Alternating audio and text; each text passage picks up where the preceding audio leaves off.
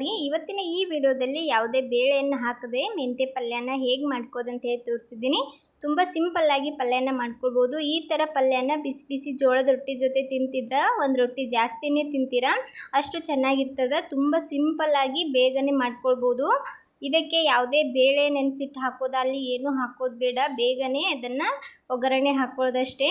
ಇವಾಗ ಈ ಸಿಂಪಲ್ ಆದ ಮೆಂತೆ ಪಲ್ಯನ ಹೇಗೆ ಮಾಡ್ಕೊಳ್ಳೋದು ಅಂತ ಹೇಳಿ ನಾವು ನೋಡ್ಕೊಂಡು ಬರೋಣ। ಒಂದು ಕಡಾಯಿಗೆ ಎಣ್ಣೆ ಹಾಕ್ಕೊಂಡು ಎಣ್ಣೆ ಕಾಯ್ದ ನಂತರ ಸ್ವಲ್ಪ ಜೀರಿಗೆ ಹಾಗೆ ಒಂದು ದೊಡ್ಡ ಸೈಜ್ ಈರುಳ್ಳಿನ ಕಟ್ ಮಾಡಿ ಸೇರಿಸ್ಕೊಂಡಿದ್ದೀನಿ।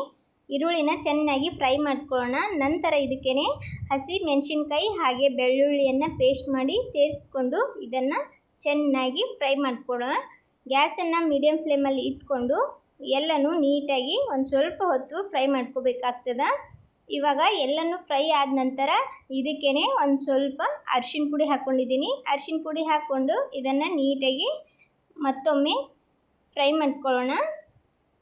ಈ ಥರ ಒಮ್ಮೆ ಟ್ರೈ ಮಾಡಿ, ತುಂಬ ಇಷ್ಟಪಡ್ತೀರಾ, ತುಂಬ ಬೇಗನೆ ಕೂಡ ಮಾಡ್ಕೊಳ್ಬೋದು। ನಾನಿಲ್ಲಿ ಒಂದು ಸ್ವಲ್ಪ ಗರಂ ಮಸಾಲ ಹಾಕ್ಕೊಂಡು ಅದನ್ನು ಸಹ ಸ್ವಲ್ಪ ಹೊತ್ತು ಫ್ರೈ ಮಾಡಿಕೊಂಡು ನಂತರ ಮೊದಲಿಗೆ ಏನು ಮೆಂತೆ ಪಲ್ಯನ ತೊಳೆದು ಕಟ್ ಮಾಡಿ ಇಟ್ಕೊಂಡಿದ್ವಿ ಆ ಪಲ್ಯನ ಇದಕ್ಕೆ ಸೇರಿಸ್ತಾ ಇದ್ದೀನಿ। ಪಲ್ಯನ ಹಾಕ್ಕೊಂಡ್ಬಿಟ್ಟು ಇವಾಗ ಪಲ್ಯದಲ್ಲಿರುವ ಹಸಿ ವಾಸನೆ ಹೋಗೋವರೆಗೂ ನೀಟಾಗಿ ಅದನ್ನು ಸ್ವಲ್ಪ ಹೊತ್ತು ಫ್ರೈ ಮಾಡ್ಕೋಬೇಕಾಗ್ತದೆ। ಈ ಥರ ಮಿಕ್ಸ್ ಮಾಡಿಕೊಂಡು ಇದನ್ನು ನೀಟಾಗಿ ಫ್ರೈ ಮಾಡ್ಕೊಳ್ಳೋಣ।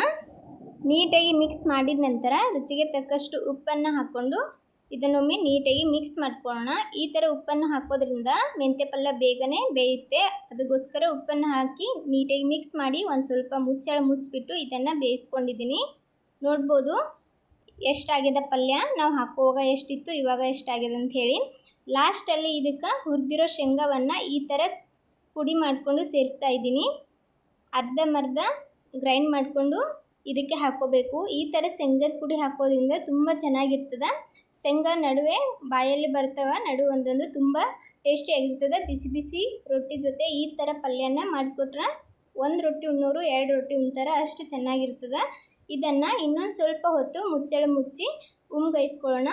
ಒಂದು 2 ನಿಮಿಷ ಇದನ್ನು ಈ ಥರ ಮುಚ್ಚಿಬಿಟ್ರೆ ಇದು ನೀಟಾಗಿ ರೆಡಿ ಆಗ್ತದೆ। ನೋಡ್ಬೋದು ಇವಾಗ ಸಿಂಪಲ್ ಆಗಿ ಮಾಡ್ಕೊಳ್ಳುವಂಥ ಮೆಂತೆ ಪಲ್ಯ ರೆಡಿ ಆಗ್ಯದ। ತುಂಬ ಬೇಗನೆ ಮಾಡ್ಕೊಳ್ಬೋದ್ರಿ, ಕೇವಲ ಒಂದು 5 ನಿಮಿಷ ಸಾಕು ಈ ಪಲ್ಯ ಮಾಡ್ಲಿಕ್ಕೆ।